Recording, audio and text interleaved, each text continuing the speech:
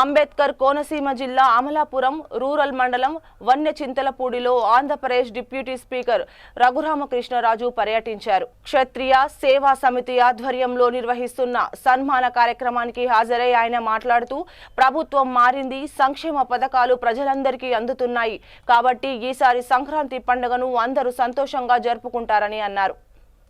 సంప్రదాయాల్లో భాగంగా కోళ్ల పందాల పోటీలు సంక్రాంతి పండుగలో ఉంటాయని తెలిపారు.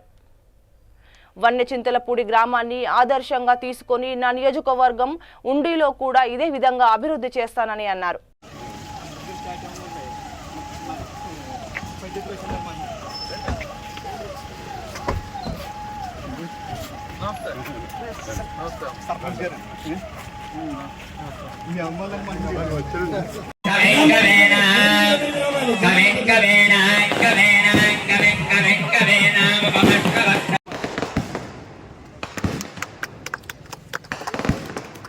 जोहार बंगाराज गारू, जोहार बंगाराज गारू, जय हो त्रिपुरार, जय हो त्रिपुरार, जय हो त्रिपुरार, जय हो त्रिपुरार।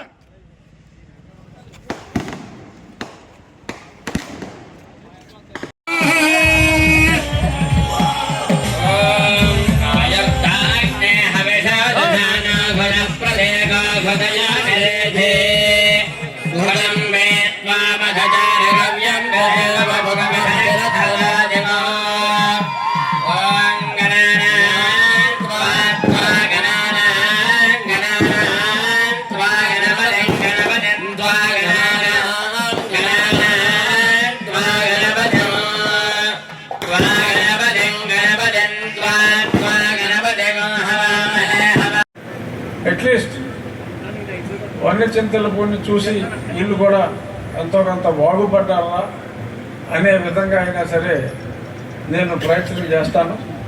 సో నాకు ఒక మంచి ఆలోచనకి స్ఫూర్తినిచ్చిన మీ గ్రామ ప్రజలకు నేను రుణపడి ఉంటాను. కోనసీమ వారి మామూలుగా మన గోదావరి జిల్లాలో ఆప్యాయతకి మారుపేరని చెప్పి చెప్తారు. బట్ పురుషులంతా పుణ్య పురుషులు వేరేలాగా ఈ కొత్తగా ఏర్పాటైన 5 జిల్లాల్లో కోనసీమ జిల్లా వేరు, మీ కోనసీమ వల్ల ఆప్యాయతలు వేరు అన్నదే మళ్ళీ నేను ఈరోజు ప్రత్యక్షంగా చూడటం జరిగింది. మన ఎమ్మెల్యే గారు చెప్పినట్టు ఖచ్చితంగా అంటే మాకు కొంచెం సంక్రాంతి సో ప్రెషర్స్ ఎక్కువ ఉంటాయి, చాలామంది బయట ఊళ్ళ నుంచి కూడా వస్తామని చెప్పారు. అంటే ఏమాత్రం ఛాన్స్ ఉన్నా ఖచ్చితంగా మీ ఊళ్ళో ఉండబోతున్న సంక్రాంతి వైభవాన్ని చూడటానికి ఖచ్చితంగా నేను వచ్చే ప్రయత్నం. ఇదివరకు ఒకసారి నాకు ఈ అదే అరణ్యవాసం అంటారు, అజ్ఞాతవాసం, సంక్రాంతి ఎలా ఉండబోతుంది? ఎప్పటికన్నా వైభవంగా ఉండబోతుంది. ఎందుకంటే ప్రభుత్వం మారింది, ప్రజలు హుషారుగా ఉన్నారు, సంక్షేమాలన్నీ సకాలంలో అందుతున్నాయి కాబట్టి ఖచ్చితంగా గతంలో కన్నా సంతోషంగా సంక్రాంతి వేడుకలు జరుపుకుంటారంటే ఎటువంటి సందేహం కన్నా. కోడి పందాలు ఉంటాయంటారా? కోళ్ళ పోటీలు ఉంటాయి, ఎందుకుంటాం, ఉండవని ఎందుకు అనుకుంటున్నారు? సంప్రదాయంలో భాగం కదా. జోదం ఉండకూడదు, చట్టం చెప్పేది అది, జోదం ఉండకూడదు.